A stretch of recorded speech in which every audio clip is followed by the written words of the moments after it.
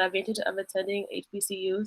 Today, our guests are Richlyn White and then DeVaughn Ward, and we're missing Shamel. Thank you for being here. I have a few starter questions, and then we will open the floor up to different students. The first question is, please introduce yourself and what HBCU you attend. Hey, can you record this? Okay. Hi, my name is. I guess. Go ahead. I'm sorry. Go ahead.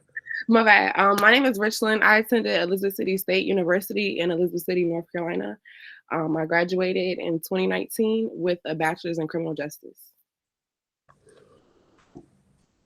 Hey, good morning. My name is DeVaughn Ward. I attended Howard University in Washington, D.C., and I majored in communication with a concentration in legal communication.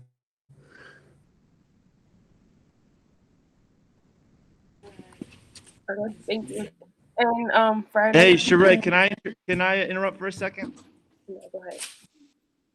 Hi, everybody. There was a little something going on in the hallway, so we have a group of students coming in right now. If we could just pause and let them get set up. Guys, glad you're here. If you just jump on your laptops real quick and turn your screens on.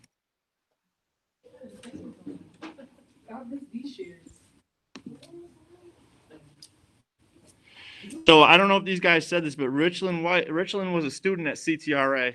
The first year I was working here, she started at Connecticut River Academy, and I've seen her just mature and go from a high school student like a lot of you guys, dealing with a lot of things, to becoming a really professional adult and just growing along the way.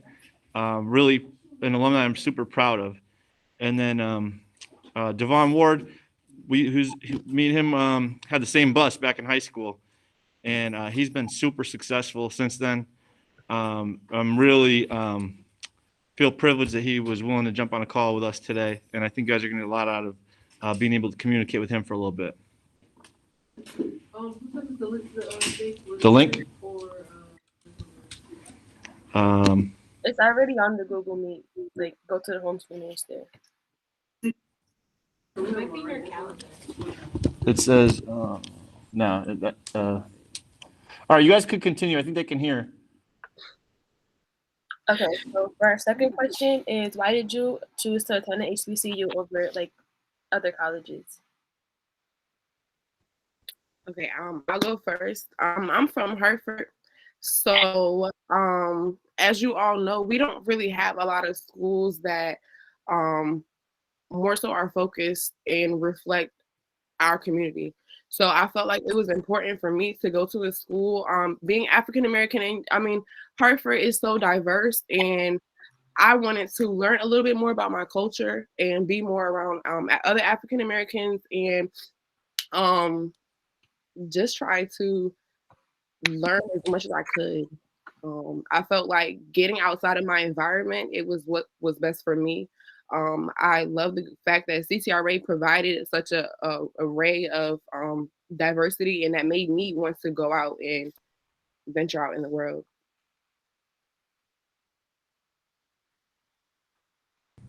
Yeah, I think those are all good points, Richlyn. For me, it wasn't as intentional as it seemed. I applied to a couple HBCUs, Morehouse, and also some large, private or large, predominantly white or public universities. I applied to UConn, got into UConn. But my journey in going to Howard was not some grand plan. When I started college, I thought I wanted to work in the music industry, and P. Diddy went to Howard, and it was as simple as that. Is that P. Diddy went to Howard, and I was like, I want to go to Howard because P. Diddy went there, and I thought for me, DC was far enough where I still felt away from home, but it wasn't so far away from home. If there was an emergency, I couldn't get back home quickly. DC's a 6-hour drive, a 45-minute flight from Connecticut. But once I got there, and the other thing too is I knew going to Howard that the network I would have in terms of young Black professionals and alumni would be different than the network I would have if I stayed at home and went to UConn, or even the network I would have at any other university. And the appeal of being in Washington, D.C., our nation's capital, I was somewhat interested in politics. I was somewhat interested in law. And so that was a little bit of a pill for me go to Howard. And then my high school girlfriend was going to Georgetown. So like, it really wasn't, as intentional as it may seem. It checked off a lot of boxes for me going to Howard. But I was really pleasantly surprised because like I said, the network, and then just the knowledge of, my own culture. At Howard, they make you take 2 history courses, one, prior to the Civil War and then after the Civil War. And you learn so much about Black culture, not just American Black history, but, international Black history, the entire Black diaspora. And it kind of fortifies you. It prepares you to go out into the world, once you have this knowledge of yourself and the knowledge of your community and knowledge of the folks that came before you and did some of these amazing things. It kind of fortifies you and gives you the knowledge to go out in the world. And so it wasn't as intentional, but it turned out to be a blessing in disguise. Okay, thank you. And for our next question, it is, what made your HBCU so unique? I'm sorry. What was that? What made it what? What made your HBCU so unique? Well, I would say for Elizabeth City State University, it was built in like 1891. Don't get me wrong, I'm my alma mater. But from my knowledge, this school, it was what was it called? Elizabeth City Negro College for Teachers. It was originally a school that was built for African Americans who wanted to pursue a teaching degree. And in the South, with Jim Crow and slavery, it was really important for African Americans to have a place where they can go and get the best education taught by people who reflect their community as well.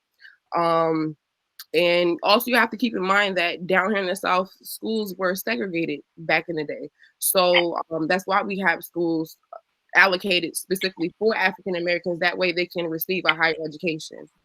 My school, we have one thing that makes us unique. They have a aviation program. A lot of HBCUs don't have aviation programs.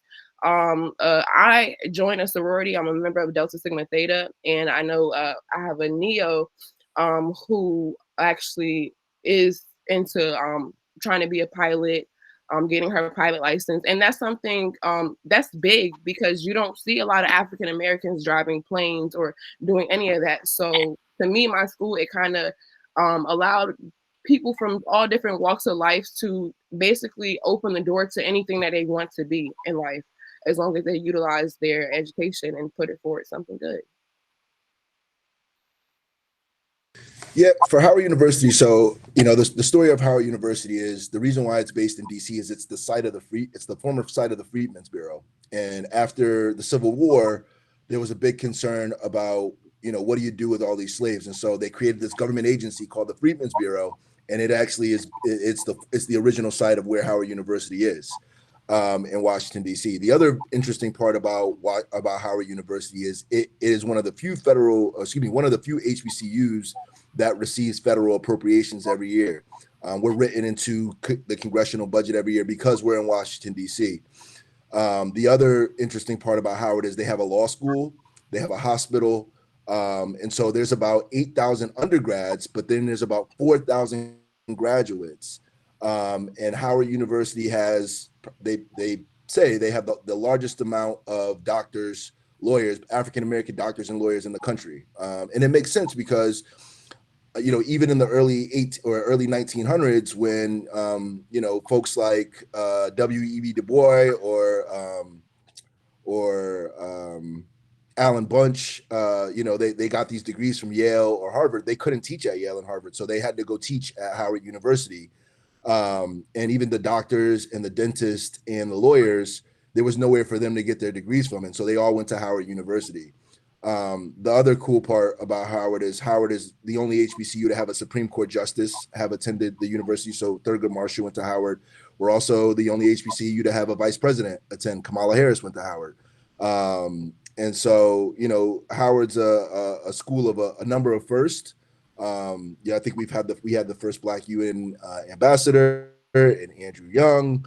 You know, the first Black mayor, the first Black senator since Reconstruction, Edward Brooks, the first Black governor, Doug Wilde of Virginia. You know, it's a very it's a university that's steeped in history, and it's been that way since its inception. I think partly because it's in Washington D.C. And because of its connection to the Freedmen's Bureau, when Reconstruction ended, and that was the official government agency where they sent all of the former slaves, you know, to try to figure out life after they were released from bondage. And so I think those are the couple of things that make it unique. The fact that it has a law school, the fact that it has a medical school, a nursing school, a dental school, in addition to just a regular undergraduate campus as well. And then, you know, those first, I think, make it a little bit unique as well. Thank you. And again, another question is, how has the decision to attend the HBCU benefited? Oh, I just asked. No, I didn't. How has the decision to attend the HBCU benefited you?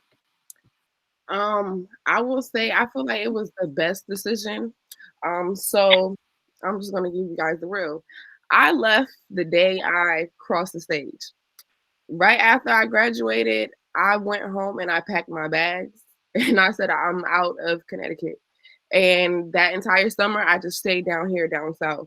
I actually found a school, ironically, off a college board. And one of the classes they had us do like a little exercise where they had us pick out different colleges that we wanted to apply to, and I picked one and stuck with it. I feel like coming out here was really what was best for me. You know, being back home, it was cool and all, but I felt like I wanted to go out and venture out on my own, and leaving Connecticut allowed me to do that. I didn't have to worry about, you know, like my childhood troubles or anything following me, and I was really able to make a difference and allow my actions to speak for it to the person who I am, and not allow, you know, past things to identify me or to define me as a person. All right, can you repeat the question one more time? How has the decision to attend the HBCU benefited you? Yeah. So I talked a little bit about the network. You know, my classmates, every year we all meet up for homecoming, and you know, my classmates are out doing pretty amazing things. You know, some are politicians, some are lawyers, some are doctors, some are folks working in the tech world in LA. Some of them, you know, one of my really good classmates is a lawyer over at ABC that works on content. Another one is a screenwriter for Hulu and Netflix. One of them works over at Fox. The point is that, you know, that my classmates are a huge just network of folks that are all tapped into various industries, and I had the ability to be able to call on them. The other thing I talked about too is, you know, going to an HBCU gives you a knowledge yourself. They teach you history. It kind of steeps you in this self-pride of being, you know, an African American here in America. And you know, I went to UConn after for my law degree, and you know, having went to Howard, you know, it gave me the knowledge that, you know, no one's going to tell me anything about my history that I don't know, and or try to miseducate me about my history and my people. And so it gave me that knowledge going into a large university like UConn, and you know, at Howard they tell you that you're a leader for America and the global community. That's their motto. And so I feel like, you know, going there, they just shape you to kind of really go out into the world and not be ashamed or scared or worried about, you know, who you are. It actually, you know, they tell you that, you know, you're a leader, you're someone important, your voice is important, your history is important, and you're built for this. You're standing on the shoulders of greatness of folks that have come before you, and you know, you're prepared. And so having that knowledge when you go out into a work setting or go out to another university, I just think is such a tremendous benefit because it just gives you such a knowledge and such a pride of oneself. And so those are the two biggest things: network and then self-knowledge. I think were two of the biggest benefits. Okay. And then this is the last question that I have. One of the most common reasons that students don't attend HBCUs is because of finances. So what would you say to someone who is worried about this? One thing I'm sorry. One thing that I would say, here at ECSU, it's a North Carolina Promise School, so we have basically the lowest tuition that you can find for a 4-year university. They created that program to expand it for people who felt as though they were unable to afford school. I know here in North Carolina, it's $500 if you are in state, and it's $2,500 if you're out of state. And it's the same thing I would have paid had I stayed in state and attended in-state school or whatever. So I personally feel like don't be too shy about like the prices of stuff. You get scholarships, you can apply for grants. There are many things that you can do. You can get work study. Don't let the price tag like fear you away from, oh, I can't afford to go to school, because that's not true. There are many programs out there that will help you to if that's what you want to do. Yeah, I wouldn't really worry too much about it.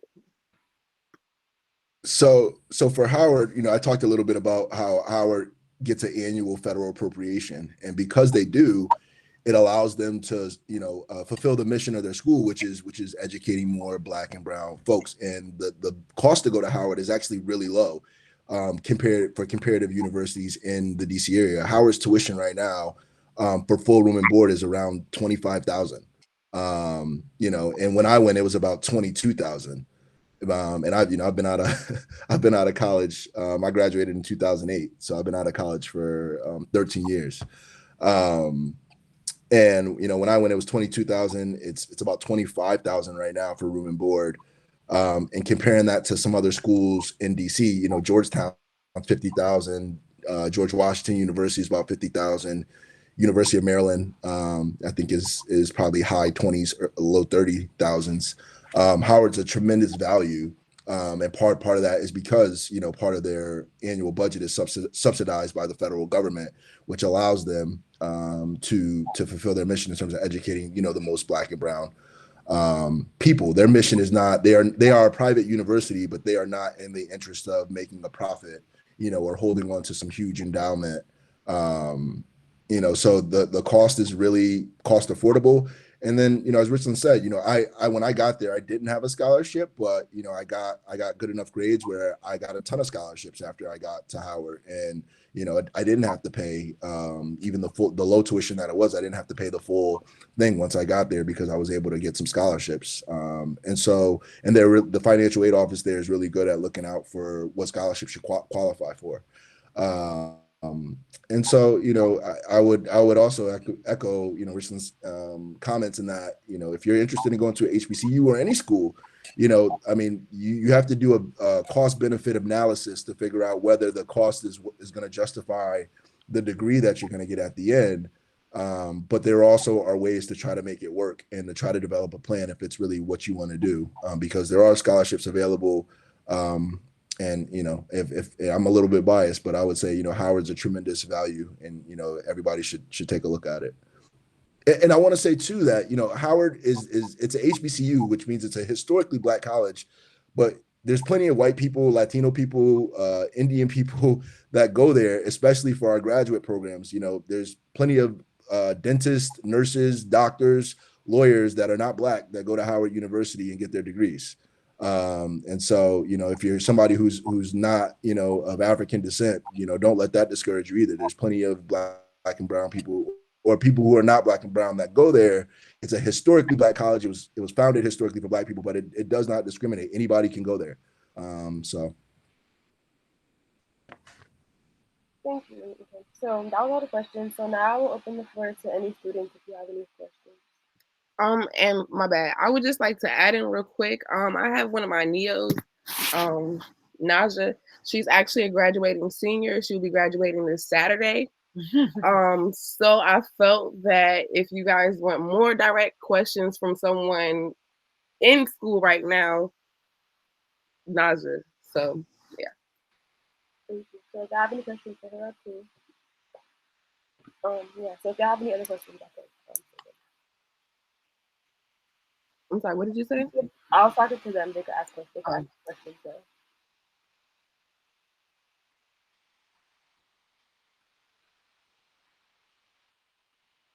I have a question. What can you do now, like in high school right now, to prepare yourself to go to an HBCU?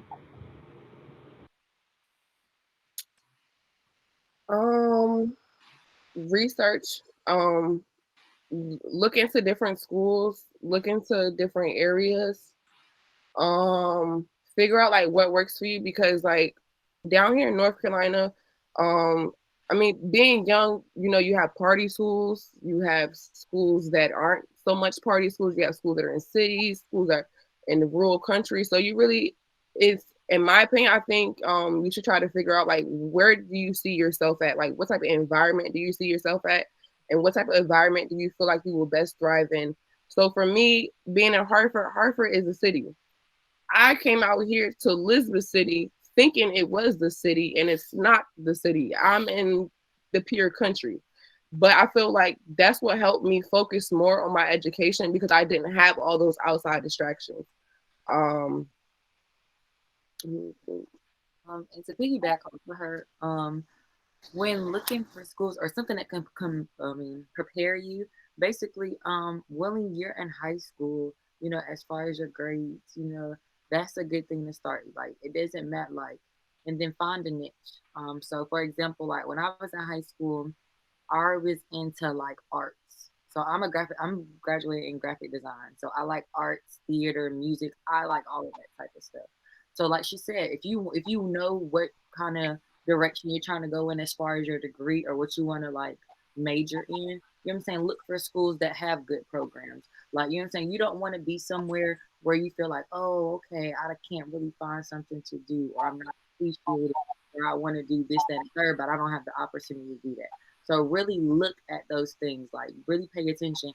And like, even though we have websites where you can go find HBCUs, look outside of there. Like, literally put it on a Google's map, see what the area is, what it has around it. Like, really see what they all have to offer, because that's your 4 years where like this is where you're gonna be the most free. You ain't have nobody that's gonna tell you what to do no more, tell you when to do your homework and everything else. You're gonna be on your own. So it's giving you a taste of freedom, but you also are in control of how you use your freedom.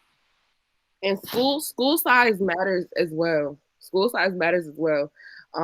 Elizabeth City, it's a pretty small school in my opinion.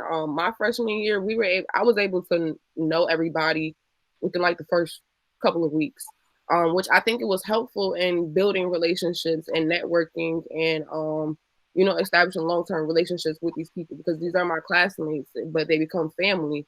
One thing about HBCUs, like he said, homecoming is very big. Homecoming, that's like a big family reunion. It's a good time to reunite with the people that you got to spend the last 4 years with and make many memories with. A lot of these people, you never know what the doors may lead to in life. So definitely, location and school size, I think, are very important, and finding a niche as well.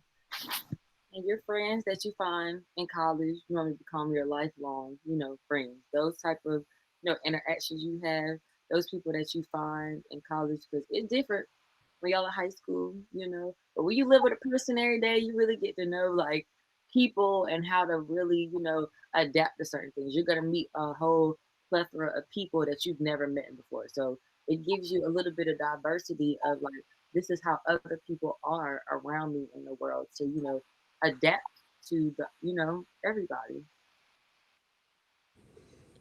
Yeah, all good points, guys. I think all good points. I think things you got to consider are certainly location, certainly class size, but you asked, what could help you if you're interested. I think you all echo, getting good grades are good. I was one of the first people in my family to go to college, and so I didn't really know a lot about the process. I kind of navigated it by myself, but there are the PSATs, the practice SATs. If you score a high enough score on your PSATs, you can qualify for certain scholarships.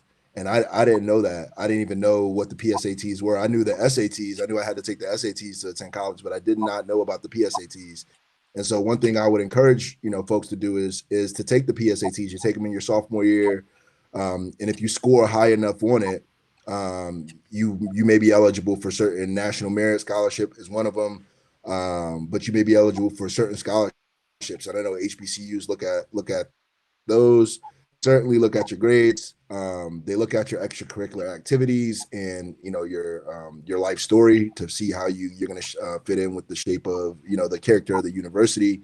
But I would really research geography in terms of where you want to be. Like I said, being in DC was a big influence for why I decided to attend Howard. I wanted to be at a bigger university. I said Howard has about 8,000 undergrads. But you may be somebody who would prefer to be closer to home and would prefer a smaller school. So, somewhere like Elizabeth City or Lincoln University or, Bowie State maybe, or Morgan, State may be a better fit for you. Or you may want to be, you can see yourself living in the South. And so, Morehouse or Spelman or Hampton may be a better fit for you.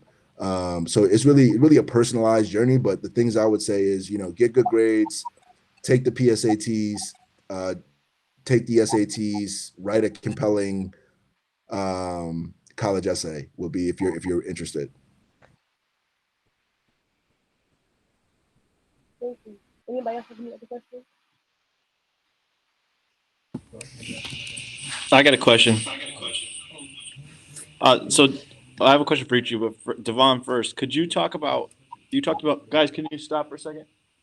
If you want to talk, you go to the rocks. Can you talk about, you said something about calling upon your contacts that you have from back. Can you talk about how that's maybe helped you within your career? Yeah. And can you give these guys a little information about what you've been doing in your career? And sure. So one of the first lawyers I ever met in my life was a guy named John Britton, and John Britton was the lead attorney for Sheff versus O'Neill. And I don't know if you guys are familiar with Sheff versus O'Neill, but Sheff versus O'Neill was a lawsuit to essentially desegregate Hartford public schools. The claim was that Hartford schools were segregated, and the majority of Black people in Hartford County went to segregated schools. They were mostly Black, and they were not receiving the same education as their white counterparts in Farmington and Avon. And I actually think the school that you all are in, being a magnet school, is a product of the Sheff litigation. And so the first lawyer I ever met was this guy John Britton. He was the lead attorney for the Sheff versus O'Neill case, and he went to Howard University for his undergrad and for his law school. And he came to speak to my second grade class. Because I went to Howard, and I wasn't thinking about that the whole time I was in high school or whatever, or even while I was in college. But once I got to be like a junior in college, I figured out I wanted to go to law school. I interned in Congress because I was in DC, so I got to intern in the Senate, the United States Senate. I got to intern in the United States House because I was in Washington DC, and then I figured out, hey, I like law and I like politics, and so I wanted to go to law school. I ended up finding John Britton, this lead attorney, because he was a Howard alum and he was still in DC. So I actually worked with him on my law school application. And then in terms of just my classmates, my classmates are just such astounding people. I'm in the process of thinking about publishing a book. And, I went out to LA a couple of weeks ago and started meeting with some of my classmates. Like I said, one's an attorney at ABC that works on content deals. The other one's a screenwriter at Hulu and Netflix. She's worked on all sorts of films. And, having been able to use them as a resource and have them give me a lay of the land in terms of what entertainment law looks like in LA has been invaluable. I got other classmates who are lawyers. I got classmates who are doctors. One of my classmates works for Magic Johnson. And heads up all of Magic Johnson's business deals, which is really cool. you know, I just happen to know a lot of lawyers because I'm a lawyer. One of my classmates, he's the head of the ACLU in Nevada. Really cool, interesting careers. And Jim asked me to talk a little bit about what I do. So I'm an attorney by trade. I went to Howard for undergrad. I went to University of Connecticut for law school. I own my own practice here in the greater Hartford area that concentrates on really criminal defense, catastrophic injuries. So, you know, folks who've really been, you know, seriously injured or killed. And I specifically have a focus on folks who have been seriously injured or killed as a result of the delay or denial of medical care in Connecticut prisons. And through that work, I've settled a $1 million case. I'm on the brink of settling another one, and I've settled a $40 million class action against the state of Connecticut to get them to provide hepatitis C treatment to every inmate in Connecticut custody. My other job is I work for a Washington, D.C. based organization called the Marijuana Policy Project. And they are working on reforming the cannabis laws throughout the country. They worked in Massachusetts to change the cannabis laws there, Illinois, California. But, you know, my tie into the cannabis reform movement is it's a civil rights issue. The number one pretextual reason for cops to get into Black and brown people's cars is the odor or the smell of marijuana. And, you know, here in Connecticut, you know, cannabis has been legal for medical patients for almost a decade. But Black and brown people are unfairly persecuted for the use and the possession of cannabis. And it's an emerging industry, you know, not just in the United States, because you have states like Washington, Colorado, California. You have up to 16 states. New York just legalized as well. You have 16 states that have adult use cannabis, but it's an international industry in that, you know, Canada is legalized, Mexico is moving towards legalization, and it's a huge industry. And so there's a lot of economic opportunity, particularly for Black and brown folks. And so that's my other job. So I work kind of two jobs right now. But, you know, the training I got at Howard in terms of networking, in terms of just professionalism, you know, and you know, I learned from going to DC. I learned how to network, and I learned how to lobby from working in Congress. And so it's been an invaluable experience. You know, skills and tools that I carry with me every day, whether it be into the courtroom or whether it be, you know, talking to a legislator at the Capitol. So that's kind of the work I do.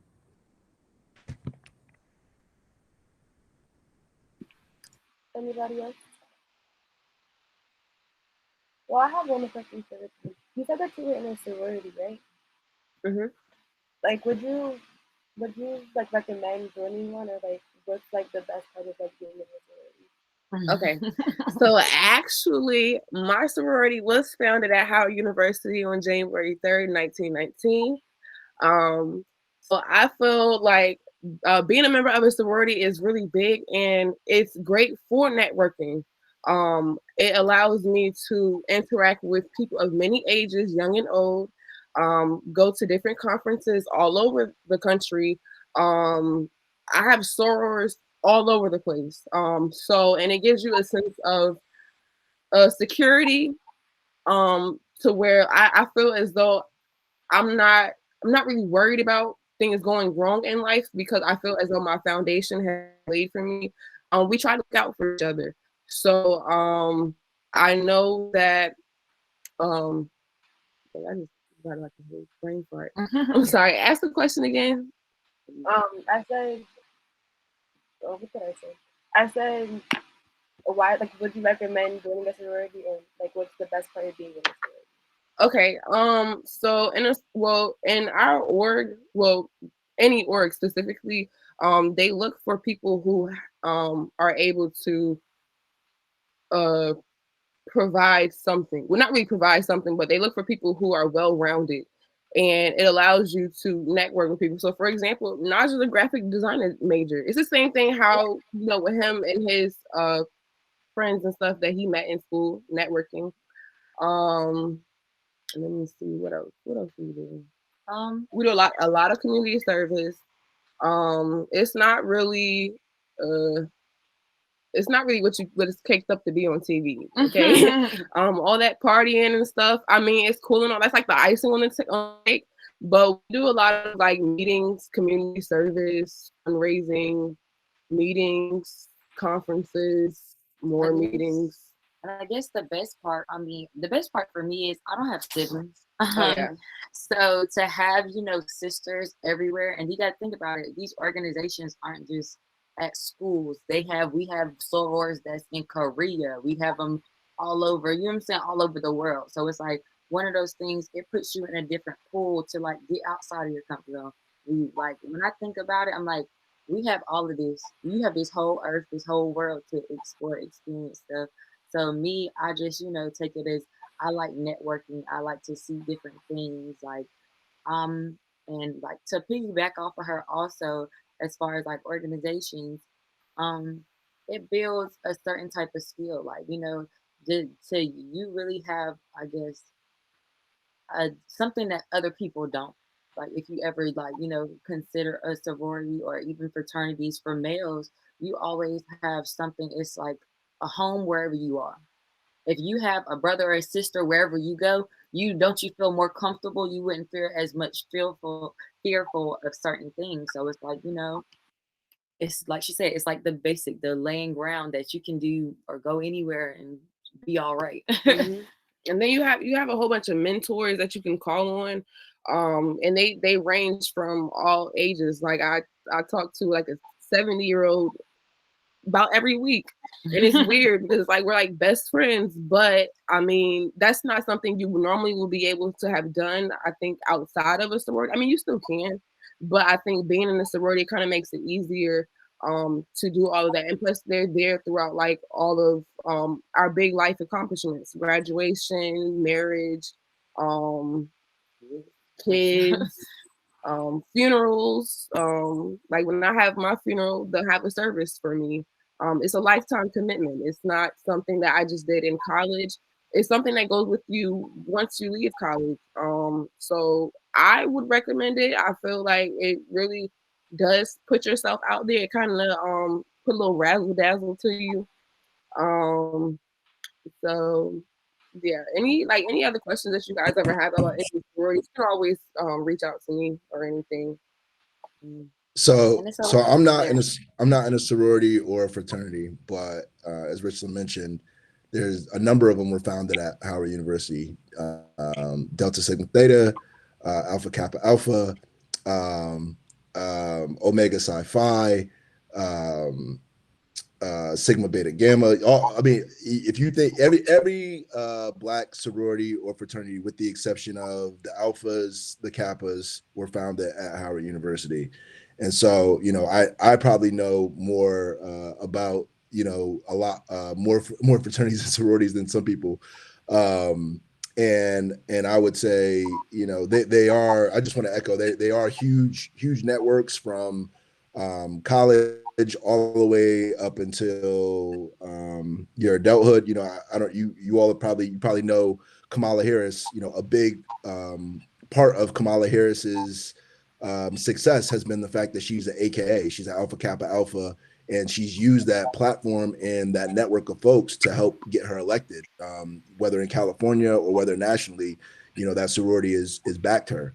And so it's a huge network. There are, I mean, in a lot of them, it's not just about partying. Most of them have really community service missions. They do a ton of community service and outreach, in their respective communities. And so, I didn't have the benefit of doing one when I was in school, because I was broke, but I would say if you're interested in one, they're huge. They're largely beneficial.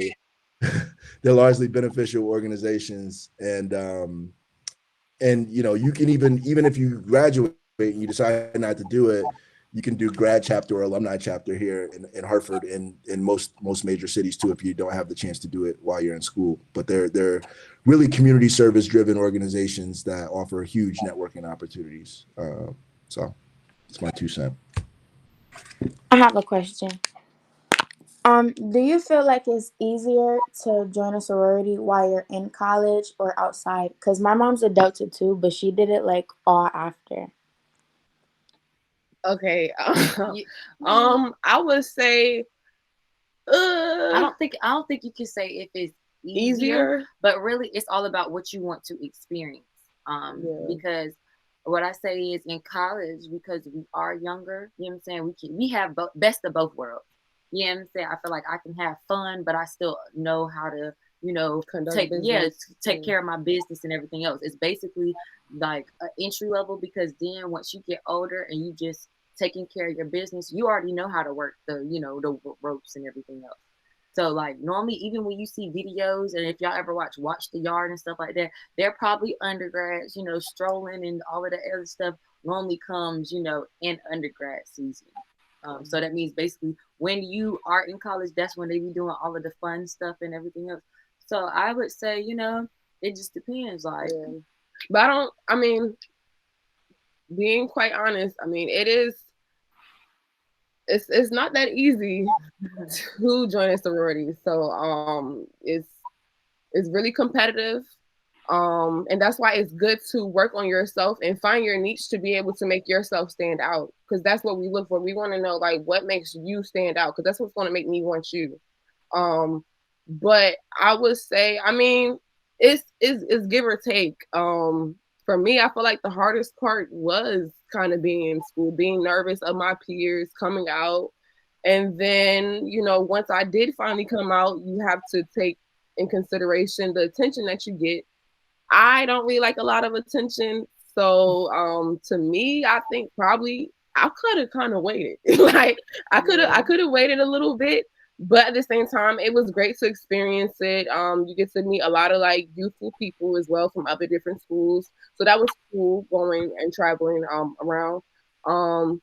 But I mean, focus wise, if because a lot of people, when they think of sororities, they think about us just strolling and dancing, and that's not really what all we do. Like I said, that's the icing on the cake, but you need the cake to actually have a cake, which is the community service, fundraising, and all the background stuff that we do.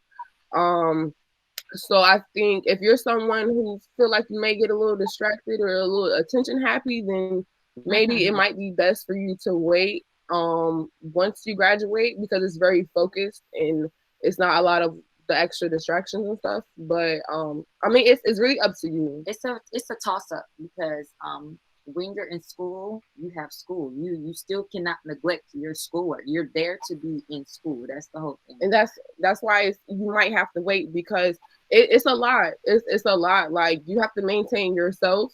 You have to maintain the business of whatever org you have, and then whatever outside life you have. Like nothing stops. So, and some people, you know, join orgs and think that, you know, I'm just gonna forget my responsibilities. No, you have to work twice as hard. So that's why it might be better to wait, or I mean, it's up to you. Whatever you can take. Now I know if you wait too, then you also have to think about it's a new environment, because now it's no longer school. You have work. You have an everyday life now. So now you have to fit something. Family. Now you have to fit something into your lifestyle as you're trying to, whether you do it as straight out of college or if you wait a little bit. But if I would say if you do it in college and you get the opportunity to do it in college, take that opportunity. Yeah. If you do it grad and you know that, okay, I want to do it grad, when you get to that stage, just be like, oh, okay, I know that I now have to, first off, I would say, fill out how your lifestyle is first before you say, I'm going to do grad anything. So then you know how I can fit that into your schedule. Because like, if you already got a busy schedule and you already know that you work this, that, and the third, and you have to fit something else into your schedule, that is a sacrifice that you're going to be like, okay, I got to do this. So, yeah. Sacrificing a lot of time. So really, to answer the question, is it easier? I don't know. You know, it's just one of the things. Everybody has a different experience. Everybody is different. Okay, thank you. We're gonna wrap it up now.